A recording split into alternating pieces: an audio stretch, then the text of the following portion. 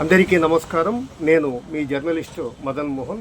ఇప్పటి వరకు మన ఛానల్కు సబ్స్క్రైబ్ చేయని వారు సబ్స్క్రైబ్ చేయండి. ఛానల్ పురోభివృద్ధిలో మీ వంతు సహకారాన్ని అందించండి. ఇక ప్రాధాన్యమైన విషయానికి వస్తే, మన జిల్లా కార్యక్రమాలు అయిపోయింది, మన కర్నూలు జిల్లా ఉమ్మడి జిల్లా కార్యక్రమాలు అయిపోయింది. మన పెద్దనగర్ మున్సిపల్ ఎక్కడ కూడా కనపడదు, బాగా గుర్తుపెట్టుకోండి.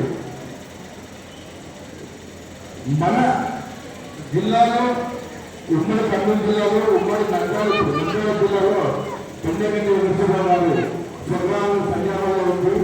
మనమందరూ ఆయన్ను గౌరవించి ఆయన పేరు గురించి వచ్చినప్పుడు కూడా మన సంఘాలలో ఈరోజు నేను నిజంగా గ్రేట్ అనుకుంటున్నా. పెద్దనగర్ మున్సిపల్ గారు గౌరవించాను.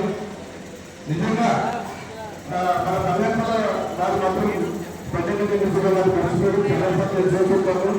ఆయన ఆ గౌరవం రంగంలో వస్తున్నారు. ఎందుకంటే ఇక్కడ ఐటీ కాలేజీలు అనేది, పాలిటెక్నిక్ కాలేజీలు అయితేనేది ఇక్కడ చాలా పెద్దనగర్ మున్సిపల్ గారు చేయడం జరుగుతుంది. నేనేమంటే మీరు పెద్దవాళ్ళు అందరూ తెలిసి గుర్తు చేస్తున్నా, కొంతమంది పిల్లలకు తెలియ వరకు నేను కొంచెం చెప్పాల్సి వచ్చింది. అదేవిధంగా మన పీజీ వెంకటేశ్వర గారు ఇప్పుడు అతను భగీరథుడు, ఆయన కూడా మన ఆర్ఎస్లకు చేయాల్సినవన్నీ చేస్తూ చంద్రులు మినిస్టర్గా ఆయన ఎమ్మెల్యేగా చేయడం జరుగుతూ ఉంది. ఆయన కూడా మినిస్టర్గా మన ఆర్ఎస్లో చేయడం జరుగుతూ ఉంది. మనం అందరూ వాళ్ళందరూ గౌరవించాలి, వాళ్ళ పేరు మినిస్టర్ మనమే తీసుకొచ్చే విధంగా మనం అందరం చూసుకోవాలి. అదేవిధంగా మన ఏపీ ఆంధ్రప్రదేశ్ అధ్యక్షుడు వెల్లి లక్ష్మణ్ గారు, మన జిల్లా అధ్యక్షుడు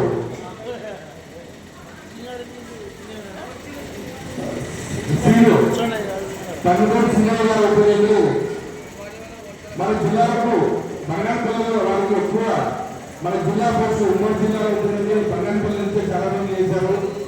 ఇప్పుడు నంద్యాల జిల్లా చిన్నగా మన తమిళనాడు సింగయ్య గారు కూడా ఆ విధంగానే ఆయన జిల్లా అధ్యక్షుడు అనేది బంగాళపల్లిలో చాలా కష్టపడి ఏదైనా సాధించే మనస్తత్వం కూడా వాళ్ళు ఉన్నారు కాబట్టి ఈ పల్లెలు బంగాళపల్లిగా వస్తున్నాయి.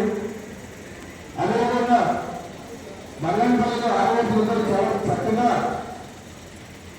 ఇటువంటి ప్రమాణ సంఘాలు అవుతుంది, మహిళలు అవుతుంది, చాలా చక్కగా చూసుకుంటూ తల్లి ఒడ్డుకలు చాలా లేదు.